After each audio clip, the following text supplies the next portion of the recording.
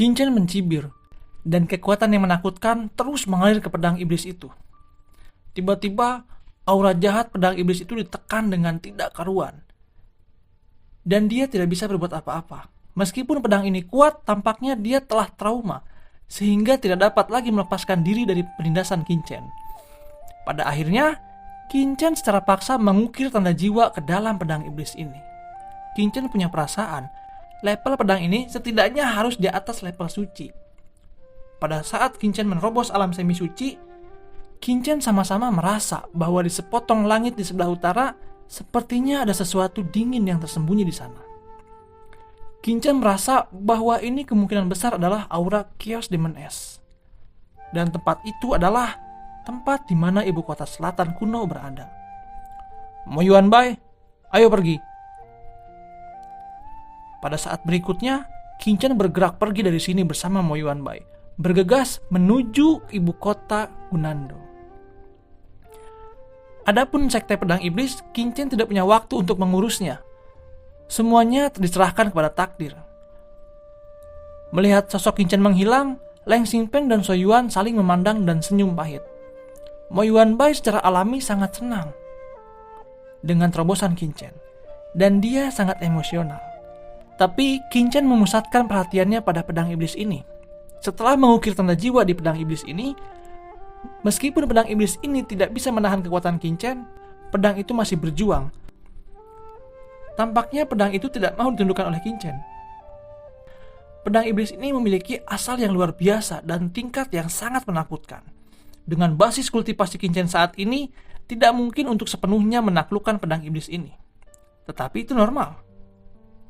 Kemudian, di dalam cakram giok, Qin langsung mendesak api King Lian dan api dingin Yaokong Pingyan untuk membakar pedang iblis ini.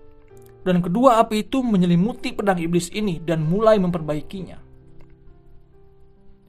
Saat ini, di rawa maut hitam dinasti Dawei, di kedalaman misterius bawah tanah, seorang pria berpakaian hitam dengan hati-hati datang ke istana bawah tanah.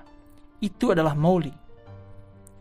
Tuan, saya telah membawa apa yang Anda inginkan, ucap Mowli melangkah ke altar.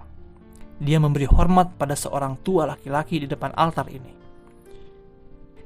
Jika Qin ada di sini, dia pasti akan mengenali orang tua ini.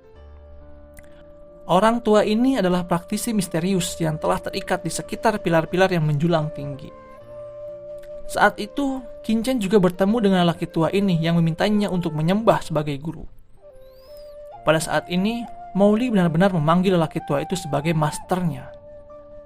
Tampaknya, Mowli sudah mulai berlutut dan memuja lelaki itu sebagai gurunya. Tuan, apakah ini jiwa iblis yang Anda inginkan? Ucap Mowli mengulurkan tangannya. Iya, itu dia. Selama Anda dapat memulihkan beberapa kekuatan spiritual guru ini, guru pasti akan mengajari teknik tertinggi, ucap lelaki tua itu. Tuan, jika racun bunga iblis ini terlalu kuat, apakah itu bisa merusak jiwamu dan membuat jiwamu lebih lemah? Ucap Mowli terkekeh. Dan tiba-tiba semburan energi iblis muncul di tubuh Mowli. Tuan, Anda belum tahu siapa orang yang Anda tipu. Jika tebakanku benar, kamu seharusnya adalah Raja Iblis ras alien, kan? Sayangnya, murid ini juga memiliki darah iblis. Energi iblis tak berujung di tubuh Mowli mulai melonjak, dan seluruh aula tiba-tiba menjadi suram tanpa henti. Kamu juga iblis asing? Itu tidak mungkin. Kamu jelas-jelas berdarah manusia. Kamu adalah keturunan iblis dan manusia. Jiwa laki tua itu penuh kejutan. Tuan, apakah Anda melihatnya sekarang? Sayang sekali, itu sudah terlambat, ucap Mowli tertawa aneh. Setelah Mowli selesai berbicara, cahaya ajaib sudah digulung di tangannya. Dan pada saat yang sama, pisau ajaib juga tersangkut di tangannya. Justru karena dia tahu jiwa pihak lain telah dipenuhi oleh racun jiwa, dia berani menyerang secara diam-diam. Bocah bau, apa yang ingin kamu lakukan? Apakah kamu berani menelan Raja Iblis ini? Ucap Raja Iblis ketakutan dan sangat marah.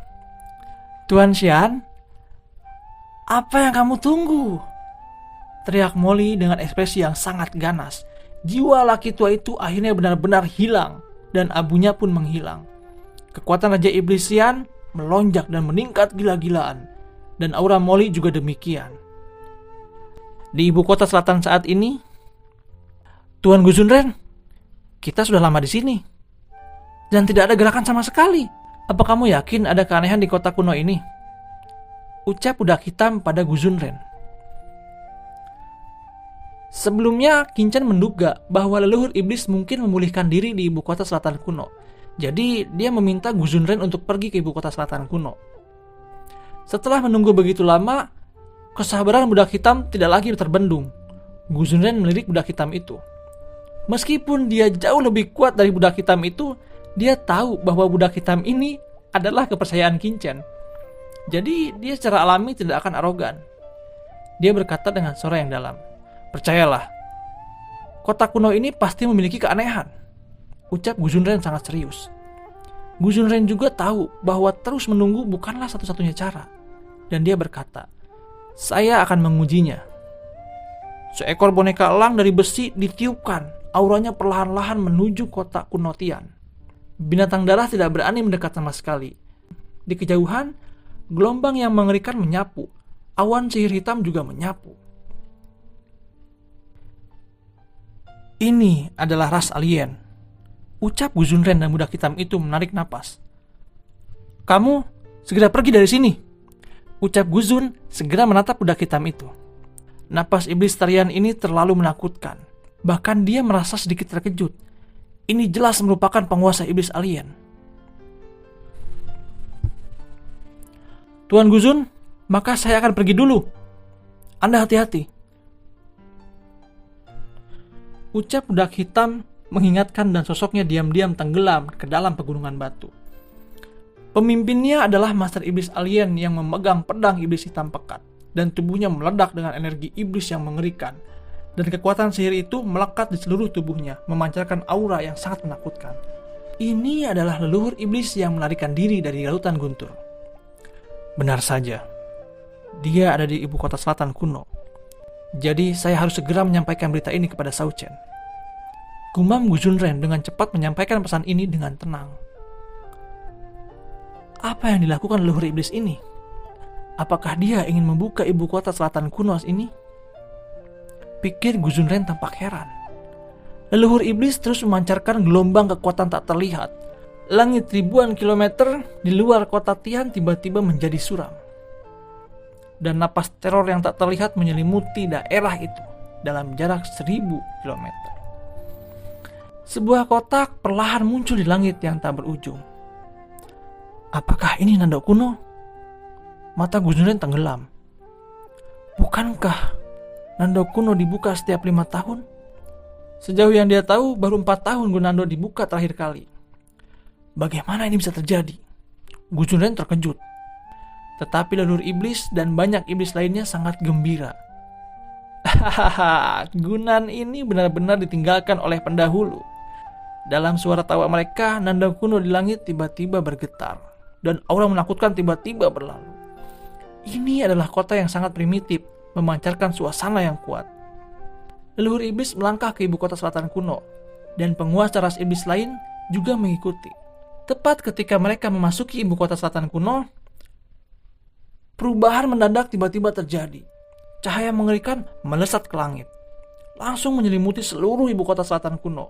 Lingkar hitam menutupi langit dan bumi, dan berubah menjadi sangkar. Apa yang telah terjadi? Ucap prajurit iblis, mereka ketakutan. Leluhur iblis menatap ke depan dan berkata, Raja iblis pelahap surga, aku tidak menyangka kamu akan menyergap di sini. Aku benar-benar meremehkanmu. Semua orang buru-buru mengangkat kepala mereka dan melihat sekelompok energi iblis melonjak di langit yang hampa. Tiba-tiba kekosongan itu terbelah dan iblis berjubah hitam perlahan keluar dari sana. Di sampingnya ada seorang wanita anggun yang melangkah keluar, dan itu adalah Sang Guan Xier.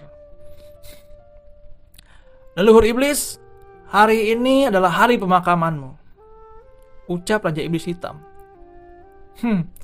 Hanya karena kalian berdua, apakah layak menjadi lawan dari Tuan Iblis ini? Ucap leluhur iblis mencibir. Dari jarak yang jauh dari ibu kota selatan kuno, Qin dan Mo Yuanbai tiba-tiba berhenti dan merasakan fluktuasi energi yang mengerikan ini. Ini berasal dari Nanduk kuno. Apakah sarang iblis kekacauan sudah datang? Ucap Qin. Mereka berdua memandang orang itu dengan takjub. Dan mereka dengan cepat bergegas menuju Nanduk kuno.